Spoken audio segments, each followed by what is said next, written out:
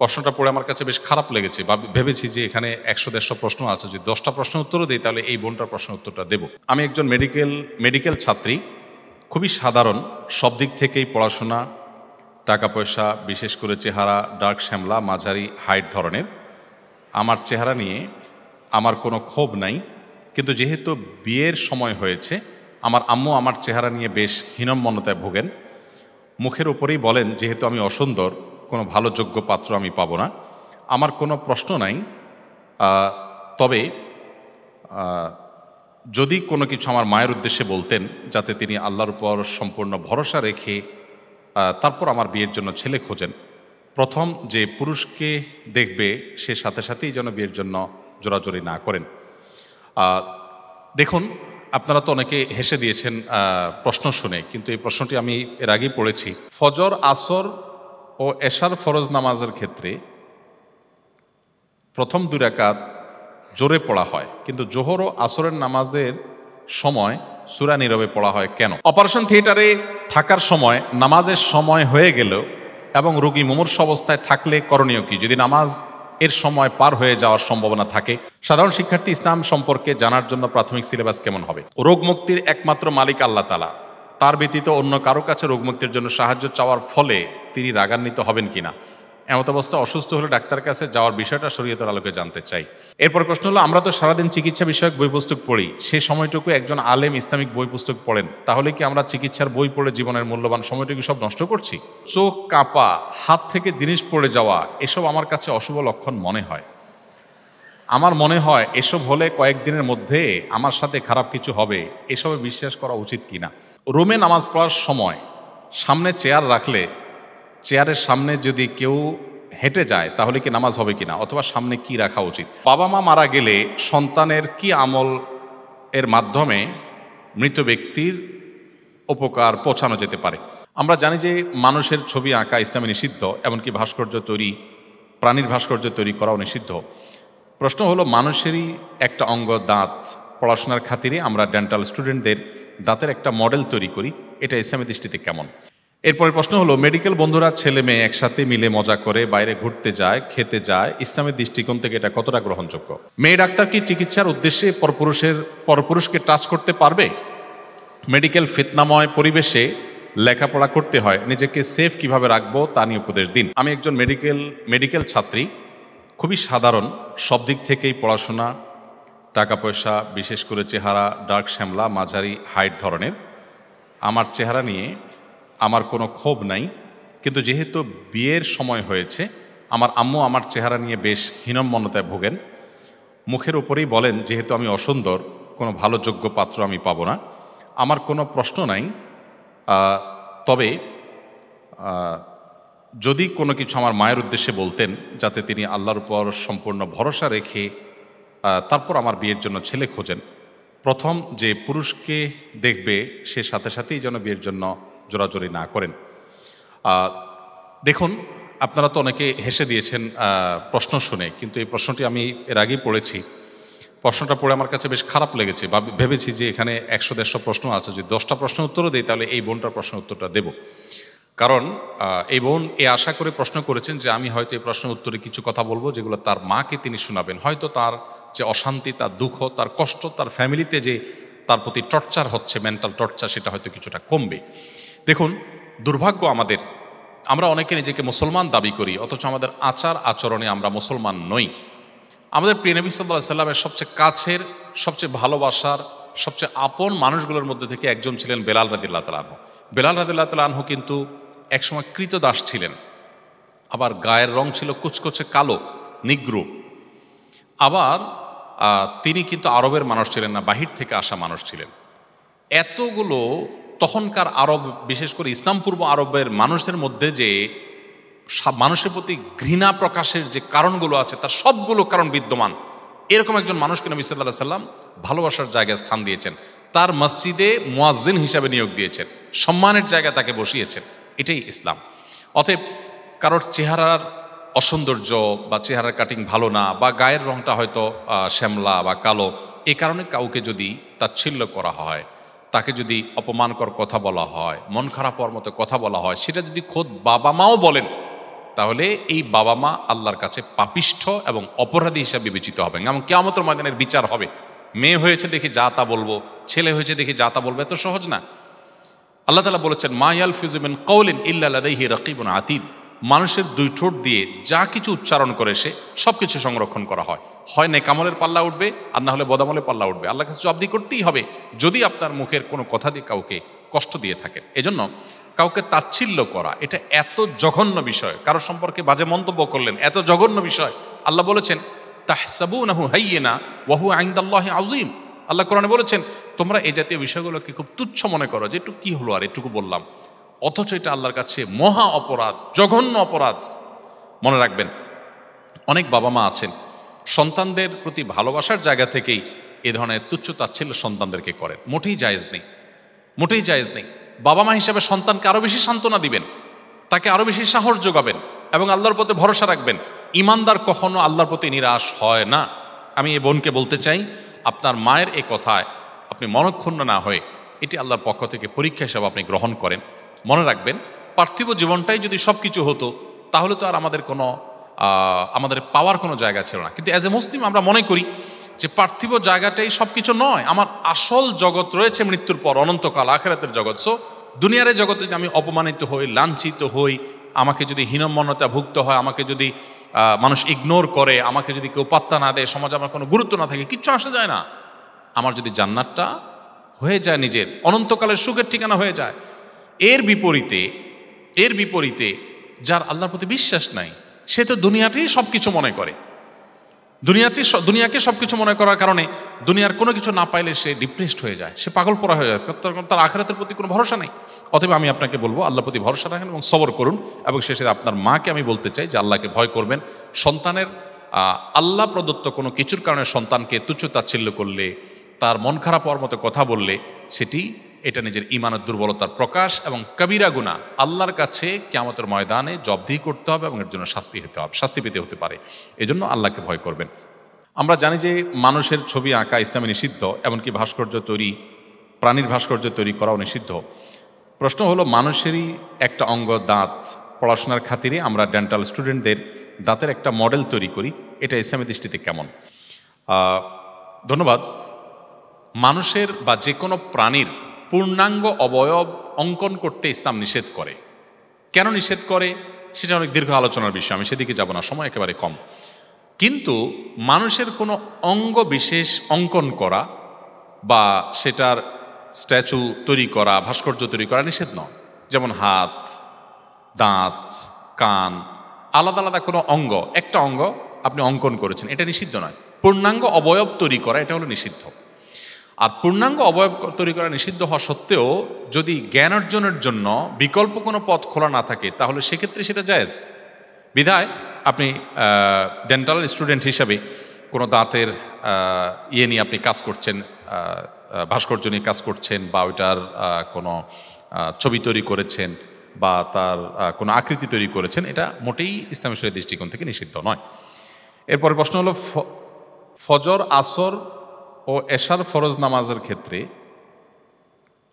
প্রথম 2 রাকাত জোরে পড়া হয়, কিন্তু জোহর ও আসরের নামাজের সময় সূরা নীরবে পড়া হয় কেন? এই প্রশ্নের উত্তর হলো, আল্লাহ রাব্বুল আলামিন কেন আমাদেরকে কোন কাজটি করতে বলেছেন, কেন কোন কাজ নিষেধ করেছেন, সেটার সত্যিকারের উত্তর আল্লাহ তাআলা ভালো জানেন। আমি সৃষ্টি হয়ে যদি আল্লাহর সমস্ত আদেশ নিষেধের যৌক্তিকতা, যথার্থতা আমার বুঝে যেতে হয়, তাহলে আল্লাহ নির্দেশ কিভাবে হলো? আল্লামা ইকবালের একটা কবিতার অংশ আছে, আমি একাধিকবার বিভিন্ন জায়গায় বলেছি, জু সমঝ মে আ গই ও ফের খুদা কেউ কর হুয়া। যার সমস্ত নির্দেশের যৌক্তিকতা আপনি রপ্ত করে ফেলতে পেরেছেন, ক্যাপচার করে ফেলতে পেরেছেন, তাহলে তিনি আবার আল্লাহ হলেন কিভাবে? আল্লাহ তো সেই মহান সত্তা যে আপনি সৃষ্টি হয়ে আল্লাহর সব আদেশের রহস্য ধরতে পারেন নাই, এটাই তো আল্লাহ হওয়ার প্রমাণ। যদি আপনি সবকিছু আপনার বিবেক দিয়ে রপ্ত করে ফেলতে পারেন, দেন আপনি বলেন যে আমার বিশ্বাসে বুঝে আসলে তারপর আমি মানবো, তাহলে আপনি আল্লাহর গোলাম না, আপনি আপনার বুঝের গোলাম। আপনি একজন সাধারণ কর্মচারী হলে কোথাও সেই প্রতিষ্ঠানের মালিকের অনেক কাজের যৌক্তিকতা, অনেক কাজের রহস্য, অনেক তার যোগ বিয়োগের ফল আপনি জানেন না, কারণ আপনি একজন সাধারণ কর্মী। সেখানে সৃষ্টি হয়ে আপনি স্রষ্টার সমস্ত কাজের তত্ত্ব রহস্য আপনাকে বুঝে ফেলতে হবে, নট নেসেসারি, না বোঝাটাই বরং স্বাভাবিক। আজ আমাদের মধ্যে একটা ব্যাধি তৈরি হয়েছে যে আমরা অনেক তরুণরা আছি, মনে করি যে আমার লজিকে আসলে আমি মানবো, না হলে মানবো না। আমি বিষয়ে একাধিক উদাহরণ দিয়ে থাকি। ধরুন আজ থেকে 100 বছর আগের কোনো একজন মানুষ এখন হাজির হয়েছে, শুধু বোঝার স্বার্থে আমরা বলছি যে ধরুন একজন মানুষ 100 বছর আগে পৃথিবীতে ছিলেন, তিনি হঠাৎ এখন হাজির হয়েছেন, কোনোভাবে হাজির হলেন। এই ব্যক্তিকে যদি বোঝানো হয় যে ওয়ালে থাকা একটা সুইচ টিপ দিলে ফ্যান ঘুরবে, লাইট জ্বলবে, বিদ্যুৎ আবিষ্কার হওয়ার আগের মানুষকে যদি এই কথা বলা হয়, তার কাছে এই কথা এটা কি যৌক্তিক মনে হবে না অযৌক্তিক মনে হবে? আসলে কি সেটা অযৌক্তিক? কিন্তু তার কাছে অযৌক্তিক মনে হচ্ছে কেন? কারণ তিনি এই বিদ্যুতের টেকনোলজি সম্পর্কে ধারণা রাখেন না। তো 100 বছরের গ্যাপ হওয়ার কারণে বা 200 বছরের গ্যাপ হওয়ার কারণে তিনি একটা টেকনোলজি সম্পর্কে ধারণা না থাকার কারণে তার কাছে এটা অযৌক্তিক মনে হচ্ছে। ঠিক একইভাবে আপনি সৃষ্টি হয়ে স্রষ্টার কোনো টেকনোলজি, স্রষ্টার কোনো কাজের রহস্য আপনার বুঝে আসছে না, আপনি বলছেন না তাহলে আমি এটা কেন মানব। বিষয়টা অনেকটা এরকম। ধরুন ঢাকা শহরের চারপাশে আমরা বিশেষ করে পুরান ঢাকা এলাকাতে বিভিন্ন জায়গাতে আমরা দেখি যে প্রচুর পরিমাণ তারের জঞ্জাল ঝুলে আছে। কোনো এক ভদ্রলোক যিনি বিদ্যুৎ সম্পর্কে ধারণা নেই, ও যে 100 বা 150 বছর আগে বিদ্যুৎ আবিষ্কারের আগে পৃথিবীতে ছিলেন, এরকম একজন মানুষ আসলেন। হঠাৎ তিনি এসে দেখলেন যে এত সুন্দর শহর, সব কিছু পরিপাটি, বাট মাথার উপরে যে তারগুলো ঝুলে আছে রাস্তার বিভিন্ন পিলার ধরে, খুব বিশ্রী দেখা যাচ্ছে। তিনি এগুলো সব জঞ্জাল সরানোর ব্যবস্থা করলেন। খুব ভালো করে এগুলোকে একদম ছিঁড়ে কেটে একেবারে পরিচ্ছন্ন করে ফেললেন। এর ফলশ্রুতিতে দেখা গেল হসপিটালে যে সমস্ত পেশেন্ট আইসিইউতে ছিল সব মরে সাফ হয়ে গেছে, কারণ বিদ্যুৎ ডিসকানেক্ট হয়ে গেছে। তখন এই ভদ্রলোককে ডেকে যদি মৃত্যুদণ্ড দেওয়া হয়, শাস্তি দেওয়া হয়, সে বলবে আমি তো ভালো কিছু করতে গেছি ভাই, তোমাদের শহরটাকে পরিষ্কার করতে গেছি, আমাকে কেন শাস্তি দিবা? এই ভদ্রলোক বিদ্যুতের টেকনোলজি না বোঝার কারণে তার কাছে যেটাকে ভালো মনে হচ্ছে, বাহ্যিক দৃষ্টিতে খুব লজিক্যাল, একটা জঞ্জাট পরিষ্কার করেছেন, বাট সেটা ইললজিক্যাল, সেটা আসলে অযৌক্তিক। কেন? কারণ সে টেকনোলজি বুঝে না, এই জন্য তার কাছে ওই লজিকটা বুঝে আসছে না। তো সৃষ্টি হয়ে স্রষ্টার সমস্ত আদেশগুলো আমাকে বুঝে ফেলতে হবে, এটা নট নেসেসারি। না বুঝে আসাটা বরং অনেক ক্ষেত্রে স্বাভাবিক। এই উত্তরটা হলো মূল উত্তর। এবার আসেন জোহরে এবং আসরে কেন আমরা আস্তে বা নীরবে নামাজে কেরাত পড়ি, আর মাগরিবে এশা বা ফজরে কেন আমরা সরবে পড়ি। তো এই সম্পর্কে অনেক ওলামা একরামগণ অনেক উত্তর দিয়েছেন। এর মধ্যে একটা উত্তর হলো যে দিনের বেলা মানুষ কোলাহলে থাকে, কাজে ব্যস্ত থাকে, ব্যবসা বাণিজ্যে থাকে, এই কারণে মানুষের মনোযোগ ধরে রাখাটা ডিফিকাল্ট হয়। সেজন্য দিনের বেলায় মনে মনে সূরা কেরাত পড়ার নির্দেশ আল্লাহ তাআলা করেছেন, যাতে করে মানুষ তার মনোযোগকে ধরে রাখতে পারে। এবং নীরবে যে কোনো কিছু পাঠ করলে তুলনামূলকভাবে মনোসংযোগ ধরে রাখা সহজ। আর রাতের বেলা যেহেতু কোলাহলমুক্ত পরিবেশ থাকে, কোলাহলমুক্ত পরিবেশে সে মন খুলে উচ্চ আওয়াজে বা সরবে যখন কোরআন কারীমের তেলাওয়াত করে, সূরা কেরাত পড়ে, নামাজ পড়ে, তখন সেটা তার জন্য তুলনামূলকভাবে সহজ হয়, পরিবেশটা তার জন্য অনুকূল থাকে দিনের পরিবেশের তুলনায়। কোলাহলের পরিবেশে মনে মনে যখন তিনি মুখে যখন নীরবে যখন তিনি সূরা কেরাত পাঠ করেন, তখন তার মনোযোগটা ধরে রাখাটা তুলনামূলকভাবে সহজ হয়। এই কারণে দিনে আস্তে পড়তে বলা হয়েছে, রাতের নামাজগুলোতে জোরে পড়তে বলা হয়েছে। এটা একটা উত্তর, আরও বহু উত্তরের জন্য আছে, কিন্তু প্রধান এবং সবচেয়ে বড় উত্তর হলো যে আল্লাহ এবং তার রাসূল সাল্লাল্লাহু আলাইহি ওয়াসাল্লাম কোনো কাজ করতে নির্দেশ করলে সেটা আমার বুঝে আসুক আর না আসুক, সেটা অবশ্যই যৌক্তিক। এরপরের প্রশ্ন হলো, মেডিকেল বন্ধুরা ছেলে মেয়ে একসাথে মিলে মজা করে বাইরে ঘুরতে যায়, খেতে যায়, ইসলামের দৃষ্টিকোণ থেকে এটা কতটা গ্রহণযোগ্য? দেখুন, এই প্রশ্নের উত্তরে আপনারা একজন প্রখ্যাত একজন বিজ্ঞানীর একটি উক্তি আপনারা আমার চাইতে আরো ভালো জানার কথা, যে তিনি বলেছিলেন একজন ছেলে এবং একজন মেয়ে কখনো বন্ধু হতে পারে না। আপনি বলবেন না ভাই, আমার মনে কোনো বাজে চিন্তা নেই, আপনি এত হুজুর মানুষের সাথে খারাপ চিন্তা কেন করেন? আপনারা হুজুররা যে কোনো কিছুকে এত খারাপভাবে দেখার কারণটা কি? আপনার মনে কোনো খারাপ চিন্তা আসছে না, আমি আপনাকে সত্যবাদী বলে বিশ্বাস করলাম। আপনি অসুস্থ আমি এটা মনে করলাম না, আমি মনে করলাম আপনি সুস্থ, বাট আপনার মনে খারাপ কোনো চিন্তা আসছে না। তো এই না আসাটা এটা চূড়ান্ত না। একটা সীমিত সময় পর্যন্ত হয়তো আপনার মনে খারাপ কিছু আসছে না, কিন্তু একটা সময় আসবে, একটা সময় আসবে।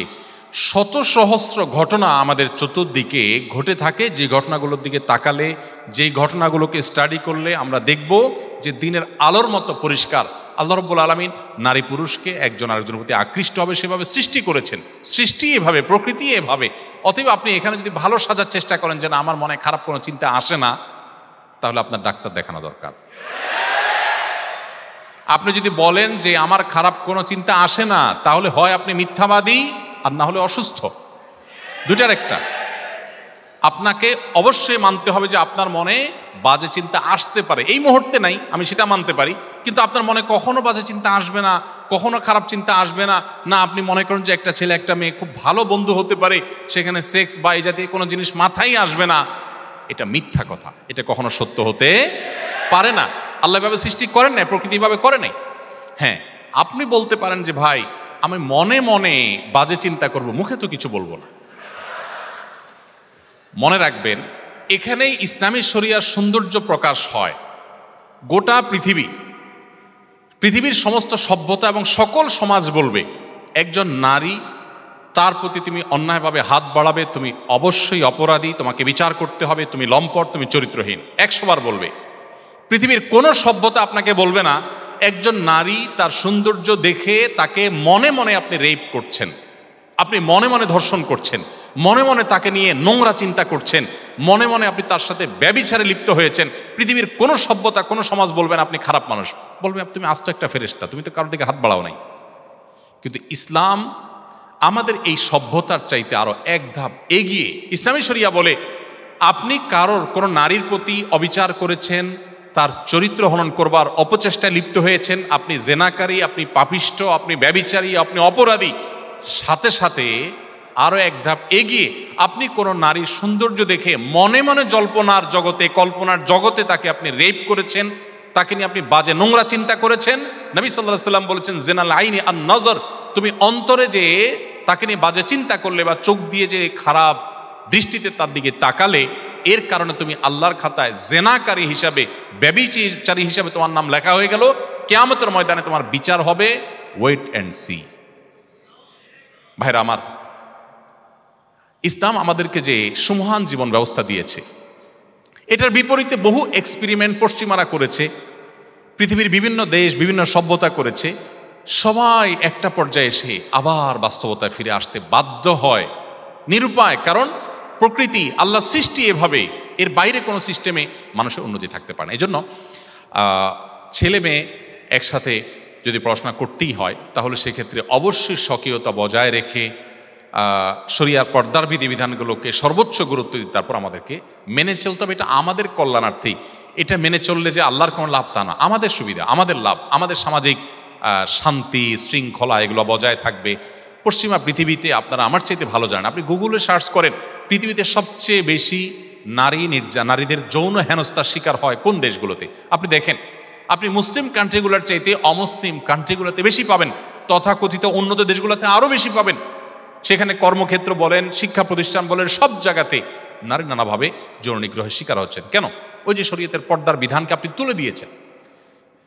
গোটা পৃথিবীর সমস্ত সভ্যতা বলবে বিজ্ঞাপনে, বিলবোর্ডের নামে, নাটক সিনেমার নামে, পত্রিকার সংবাদের নামে, বিভিন্ন নামে নারীকে উন্মুক্তভাবে প্রদর্শন করা হবে, বাট তোমাকে কন্ট্রোল করতে হবে। এটা কিভাবে যৌক্তিক হতে পারে? আপনি আমাকে শতভাবে আমার ধৈর্য হারা হওয়ার পথে আপনি আহ্বান করবেন, নানাভাবে আপনি উস্কে দিবেন, আবার বলবেন না খবরদার নিজেকে নিয়ন্ত্রণ করতে হবে। ইসলাম বলে তোমাকে নিয়ন্ত্রণ করতে হবে, আর তোমার নিয়ন্ত্রণ করার সুবিধার্থে ইসলাম অনেকগুলো বাদ দিতে বলেছে। মেয়েদেরকে বলেছে তোমরা শালীন পোশাকে থাকো, পর্দা করো। ছেলেদেরকে বলেছে তোমরা দৃষ্টিকে সংযত করো। প্রতিষ্ঠানকে বলেছে তোমরা যথাযথ উদ্যোগ গ্রহণ করো। এরপরেও যদি কেউ অন্যায় করে তখন শাস্তির কথা ইসলাম বলেছে। তাহলে ইসলাম অন্যায়ের আগে থেকে পথ দিতে বলেছে, বাদ দিতে বলেছে। আর অন্যান্য সভ্যতা শুধু অন্যায় করতে নিষেধ করে, কিভাবে অন্যায় থেকে মানুষ বেঁচে থাকবে তার পদ্ধতির কথা ইসলাম কিন্তু, এই অন্যান্য সভ্যতা কিন্তু বলে না। অতএব একজন মুসলমান হিসাবে এই জায়গাটাতে আমাদের ক্লিয়ার থাকতে হবে। অপারেশন থিয়েটারে থাকার সময় নামাজের সময় হয়ে গেল এবং রোগী মুমূর্ষু অবস্থায় থাকলে করণীয় কি? যদি নামাজ এর সময় পার হয়ে যাওয়ার সম্ভাবনা থাকে। যদি এমন কোনো পরিস্থিতি থাকে যে রোগী মুমূর্ষু অবস্থায় এই মুহূর্তে আপনি যদি নামাজ পড়তে যান, রোগী মারা যেতে পারে, তাহলে আপনি ওই মুহূর্তে রোগীকে সময় দিবেন। এবং এরকম সিরিয়াস মোমেন্টে বিকল্প যদি কোনো ডাক্তার না থাকে, আপনারা কয়েকজন আছেন, একজন সরে গেলেও রোগীর জীবন সংকটাপন্ন হতে পারে, তাহলে সেক্ষেত্রে আপনি আপনার হাতের কাজ শেষ করবেন, তারপর আপনি নামাজ পড়বেন এবং এর কারণে আপনার কোনো গুনাহ হবে না। ইসলামী ফিকহের একটা প্রসিদ্ধ মাসআলা আছে, কোনো মানুষ যদি পানিতে পড়ে, কোনো মানুষ যদি তার জীবন সংকটাপন্ন হয়, তাকে উদ্ধার করবার জন্য আপনি যদি উদ্যোগী হন এবং ওই সময় যদি আপনার নামাজ ছুটে যাওয়ার উপক্রম হয়, মানুষের জীবন বাঁচাবার স্বার্থে আপনার জন্য সেটা জায়েজ আছে। সো আপনি এটা করতে পারবেন যদি সেরকম পরিস্থিতি আপনার তৈরি হয়। আর যদি আপনি ফাঁকে অন্তত ফরজ নামাজটা পড়ে নেওয়ার সুযোগ থাকে, তাহলে আপনাকে অবশ্যই নামাজ পড়ে নিতে হবে। মেয়ে ডাক্তার কি চিকিৎসার উদ্দেশ্যে পরপুরুষকে টাচ করতে পারবে? মেডিকেল ফিতনাময় পরিবেশে লেখাপড়া করতে হয়, নিজেকে সেফ কিভাবে রাখবো তা নিয়ে উপদেশ দিন। দেখুন, এই ফিতনা সংকুল সময়ে নিজেকে নিরাপদ রাখবার জন্য প্রথমত ইসলামিক জ্ঞানে আমাদেরকে সমৃদ্ধ করতে হবে। দ্বিতীয়ত হলো ওই যে ইসলামিক সোসাইটি, ধর্মীয় সোসাইটি মেনটেন করতে হবে। দিনী বোন আছেন, দিনী ভাই আছেন, দিনী ভাইয়েরা তাদের সাথে উঠা বসা করবে, যারা নামাজ কালাম পড়েন, হালাল হারাম পড়েন, সিরিয়াস পর্দার পরে মেনটেন করেন, এরকম পরিবেশগুলো মেনটেন করা খুব গুরুত্বপূর্ণ।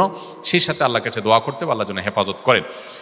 আর মেয়ে ডাক্তার হয়ে পুরুষ রোগীকে যদি দেখতে হয়, তাহলে চিকিৎসা সেবার জন্য যদি বিকল্প পথ না থাকে, তাহলে সেটা অবশ্যই জায়েজ আছে, কিন্তু অবশ্যই তার সীমারেখা শরিয়া যেটা নির্ধারণ করেছে সেটা মেনটেন করে।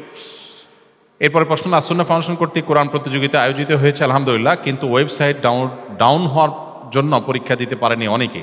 তো যারা দিতে পারেনি তাদের জন্য কি হাদিয়া ছাড়াই আবার ব্যবস্থা করা যাবে কিনা? পরীক্ষাটা দিতে পারলে অনেক ভালো লাগতো, যারা দিতে পারে না এই ওয়েবসাইট ডাউনের জন্য। নেক্সট পরীক্ষা যেন এরকম না হয় সেজন্য বিনীতভাবে অনুরোধ করছি। ধন্যবাদ। আসুন্নাহ ফাউন্ডেশন থেকে আমরা কোরআন বর্ষা ঘোষণা দিয়ে 2024 সালে 30 পারা কোরআনকে 6 পারা 6 পারা করে ভাগ করে অনুবাদ পড়ার ব্যবস্থা করেছি। এবং তারই ধারাবাহিকতায় এ ভাইটা কি উঠতেছে, এটা বন্ধ করো। ওয়াজ কি তারটা শুনবে না আমারটা শুনবে? এটা কি আওয়াজ? কই, এটা তো থামার কোনো নামগন্ধ নাই। ঠিক আছে, ধন্যবাদ।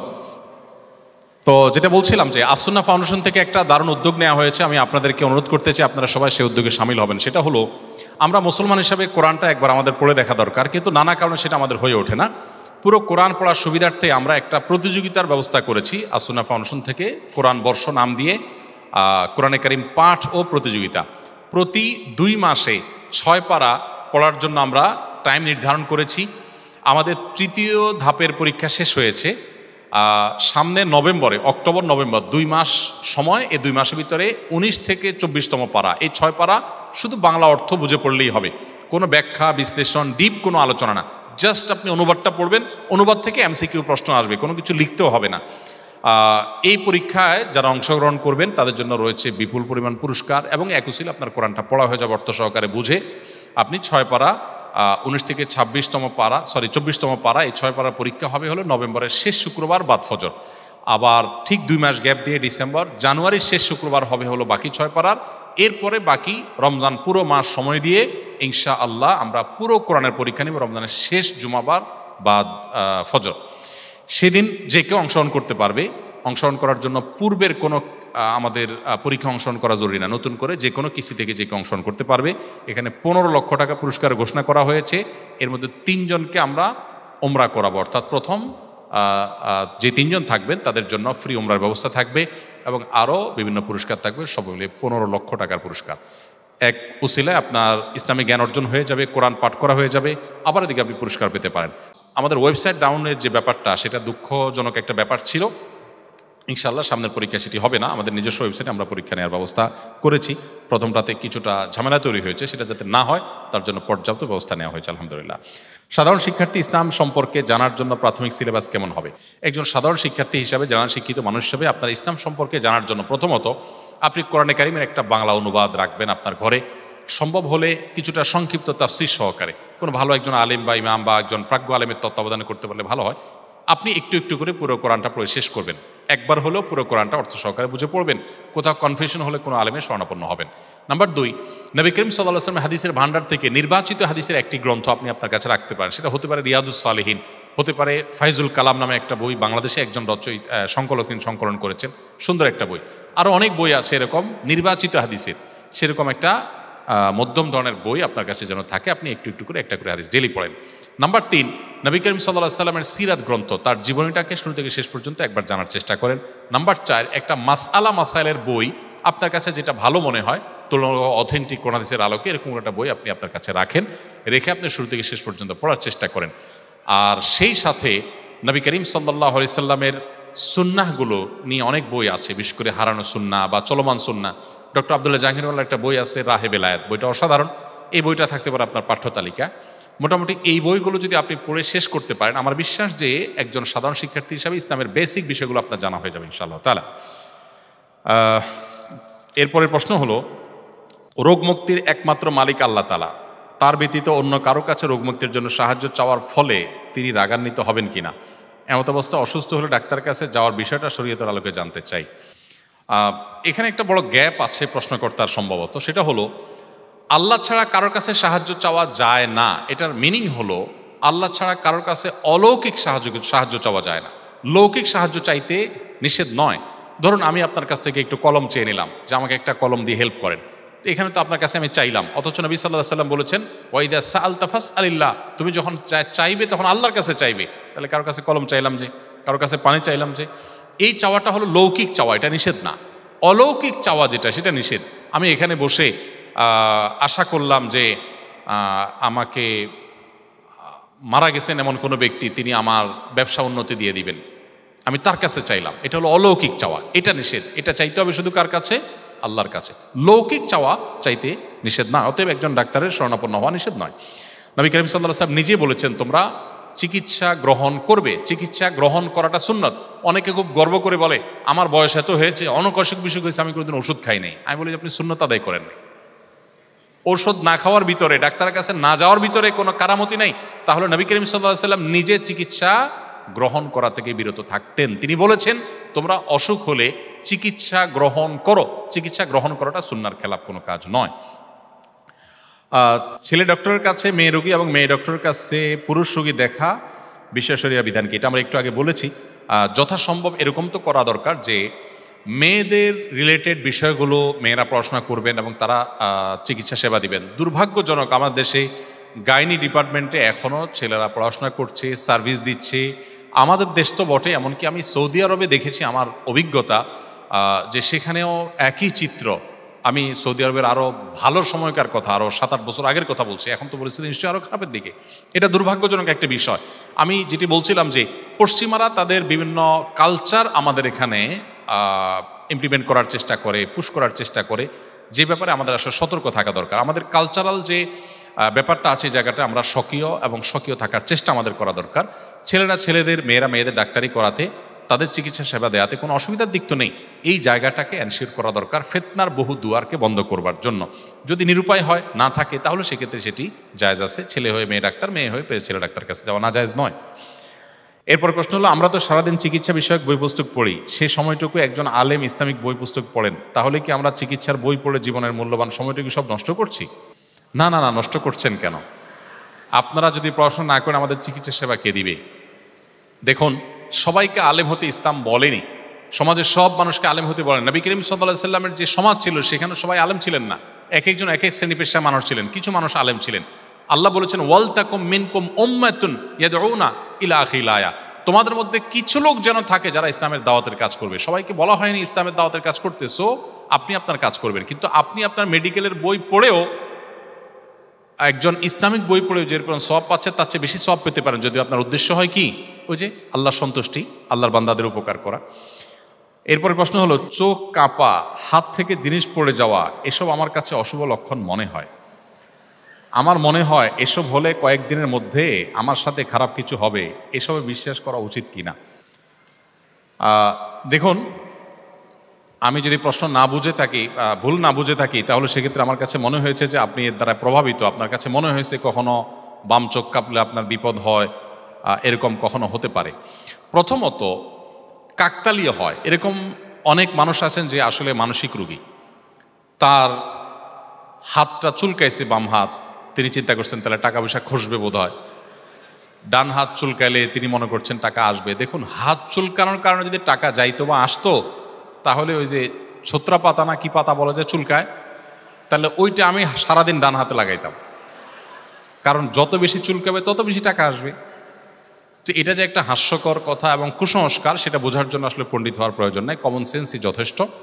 এখন একটা কথা হলো, অনেকের এমন হতে পারে যে আমার বাম চোখ লাফাইলে কি হবে। আমি বলি, বাম চোখ লাফাইলে চোখের ডাক্তারের কাছে যাবেন। কিন্তু আমরা অনেকে মনে করি যে বাম চোখ লাফাইলে বোধহয় আমার কোনো বিপদ আসে। তো হতে পারে কাকতালীয়ভাবে আপনার বাম চোখ লাফাচ্ছিল আর হঠাৎ করে আপনার একটা বিপদ আসছে, হতে পারে, একবার নয় বারবার এরকম হতে পারে। কিন্তু এটা নেহায়েতি কাকতাল। হয়তো আপনার বিপদটা এমনিই আসতো, আপনার হয়তোবা এই বিপদটা আসার আগ দিয়ে আপনার শরীরে অন্য কোনো সমস্যাও হয়েছে, আপনার খেয়াল করেন নাই, কিন্তু বাম চোখ লাফাইলে বিপদ আসে, এই কুসংস্কারটা বাজারে বা মার্কেটে বা সমাজে প্রচলিত থাকার কারণে এখন আপনি রিলেট করতে পারছেন। হয়তো আপনার বিপদ আসার আগ দিয়ে আপনি হয়তো গরু গোশত দিয়ে ভাত খাইছেন, হতে পারে আপনি সেটা খেয়ালই করেন নাই যে গরু গোশত দিয়ে খাইলাম আর তারপরে বিপদ আসলো, ওটা আপনি হয়তো খেয়ালই করেন নাই। আর যেহেতু এটা বাজারে প্রচলিত, সমাজে প্রচলিত, এই জন্য চোখ লাফানোর পরে বিপদ হয়েছে আপনি মনে করছেন যে এটার সাথে এটার মধ্যে সম্পর্ক আছে। আচ্ছা, এই জন্য এটা কাকতালীয় এবং নেহায়েতি মানে কুসংস্কার।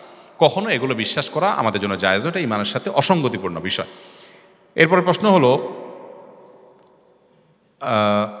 রুমে নামাজ পড়ার সময় সামনে চেয়ার রাখলে চেয়ারের সামনে যদি কেউ হেঁটে যায় তাহলে কি নামাজ হবে কিনা, অথবা সামনে কি রাখা উচিত? আপনি চেয়ার রেখেছেন সিজদার জায়গায়, এরপরে চেয়ারের আউটসাইড দিয়ে যদি কেউ হেঁটে যায় আপনার নামাজে কোনো অসুবিধা নেই। আর যদি মাঝখান দিয়ে কেউ হেঁটে যায় তাহলে হাদিসের নির্দেশ হলো তাকে সাইজ করতে হবে নামাজের মধ্যেই। নবী সাল্লাল্লাহু আলাইহি ওয়াসাল্লাম বলেছেন, কেউ যদি নামাজি ব্যক্তির সামনে দিয়ে হাঁটে সে যেন তার সাথে লড়াই করে। এখানে লড়াই করা মানে তাকে যেন থামায়। এজন্য সুন্নাহ হলো, আপনি নামাজ পড়ছেন আর কেউ সামনে দিয়ে যাচ্ছে, আপনি তাকে হাত দিয়ে ইশারা দেন থামান। যদি তারপরও না থামে তাহলে নামাজে ঠিক রেখে আপনি উত্তম মধ্যম দিতে পারেন। এখানে উত্তম মধ্যম দিতে গিয়ে আপনি আবার খেলে সেটার দায় দায়িত্ব আপনার। আমি একবার মদিনাতে মসজিদে নববীতে এই দৃশ্যটা চোখের সামনে দেখার সুযোগ আমার হয়েছে জীবনে। হাদিস পড়েছি বইয়ে বহুত, কিন্তু এটার আমল অ্যাপ্লিকেশন কখনো দেখিনি। তো ওখানে আমি দেখেছি এক অ্যারাবিয়ান ভদ্রলোক নামাজ পড়ছে রিয়াদুল জান্নাতে মদিনাতে। তখন রিয়াদুল জান্নাহ ওপেন ছিল সবার জন্য। তো রিয়াদুল জান্নাতে অনেক ভিড় থাকে, কেউ কোনো দিক খেয়াল করে না। তো এক লোক তার সামনে দিয়ে যেতে নিয়েছে, উনি নামাজে দাঁড়ানো অবস্থাতে এভাবে হাত দিয়ে প্রথমে বাধা দিয়েছেন।